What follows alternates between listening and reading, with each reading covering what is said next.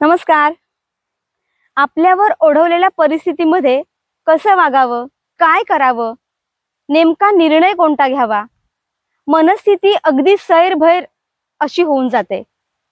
लोकनिंदेला कसं सामोरं जावं, लोकांना कसं तोंड द्यावं किंवा एकंदरीत माझ्यावर जी आज परिस्थिती आली आहे तिथून मी बाहेर कसं पडू हे काहीच कळत नाही.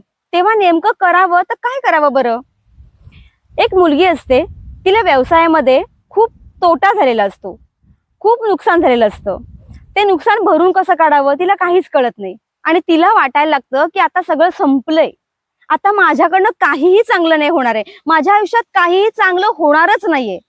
हे एकच वाक्य ती सतत मनाशी बोलते आणि त्या विचित्र मानसिक अवस्थेमध्ये ती एका समुद्राच्या काठी बसायला जाते आणि मनात अतिशय नकारात्मक विचार तिच्या भरलेले असतात. तिला कळतच नाही की मी याच्यातनं सुटेन की नाही सुटणार, मी अडकूनच राहीन का बाहेर कधीतरी पडेन. तिला काहीच कळत नाही आणि तिला वाटतं की आयुष्य इथंच संपून गेलंय, आनंद राहिलेलाच नाहीये, माझ्याकडे काही चांगलं होणारच नाहीये. जीवन जगावं की न जगावं या प्रश्नावर येऊन ती थांबते. आणि अशाच तिच्या मानसिक अवस्थेमध्ये एक शिक्षक समोरून जात असतात. ते तिला पाहतात, त्यांना कळतं की ही एका वाईट मानसिक अवस्थेमधून जात आहे. ते तिच्या जवळ जातात, तिच्याशी बोलतात, समस्या तिची जाणून घेतात आणि सर तिला म्हणतात की तुझ्या या समस्येवरती, तुझ्या ओढवलेल्या परिस्थितीवरती माझ्याकडे एक कान मंत्र आहे. ती उत्साहाने विचारते, कोणता कान मंत्र, मला सांगा ना. तेव्हा ते शिक्षक म्हणतात की एका कागदावरती मी तुला लिहून देतो, तू घरी जा, शांत मन आणि डोकं ठेव, त्यानंतर हा कागद तू उघड. ती तसंच करते, घरी जाते, शांत मन आणि डोकं ठेवून तो कागद उघडते.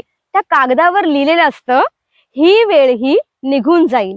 तिला क्षणभर काहीच कळत नाही की काय बरं याचा अर्थ आहे. ती वारंवार ते वाक्य वाचते, ही वेळ ही निघून जाईल, ही वेळ ही निघून जाईल, ही वेळ ही निघून जाईल. आणि क्षणभर जणू काही तिला आत्मसाक्षात्कार झालाय या आविर्भावात ती येते आणि मनाशी पक्क करते की माझ्यावर जी वाईट वेळ आलीये ती मी कष्ट, परिश्रम, जवळच्या माणसांशी संवाद साधूनच ही वेळ माझ्यावरची निघून जाण्यासाठी मी स्वतःला मदत करणार आहे. असं मनाशी पक्क करून दीर्घ श्वास घेऊन पुन्हा नव्यानं जोमाने कामाला लागते आणि व्यवसायामध्ये ती यशस्वी होते. तिच्यावर आलेली परिस्थिती आयुष्यभर टिकणारी होती का? तर नाही. तुम्हा आम्हा लोकांच्या आयुष्यात जी वाईट वेळ आलेली आहे ती तशीच राहणारी नाहीये. वेळ चांगली असो किंवा वाईट असो, ती कायमस्वरूपी राहत नाही, ती बदलते, नक्की बदलते. पण आपण प्रयत्न करणं काळाची गरज आहे. आपण सगळेच एका वाईट परिस्थितीमधून कधी ना कधीतरी जात असतो. तेव्हा आपण हे वाक्य मनाशी म्हटलं पाहिजे, ही वेळ ही निघून जाईल. जर का आपल्याला वाटत असेल की ही वेळ निघून जाणारच नाहीये, माझ्यावरचं आलेलं संकट दूर काही होणारच नाहीये, माझं काहीच होणार नाहीये, मी अडकले, आता थकले, मी बाहेर नाही पडू शकत त्याच्यातून, तेव्हा आपण सर्वांनी छत्रपती शिवाजी महाराजांची आग्र्याहून सुटका हा प्रसंग आपल्या डोळ्यासमोर आणला पाहिजे. छत्रपती शिवाजी महाराजांनाही तसंच वाटलं असेल ना हो, या शत्रूच्या छावणीतून मी सुटणारच नाहीये, माझं काही होणारच नाहीये, मी जिवंत इथून निसटून जाणारच नाहीये. जर का त्यांना असं वाटलं असतं तर आज आपण जे स्वराज्य उपभोगतोय ते आपल्याला कदाचित उपभोगायला मिळालं नसतं.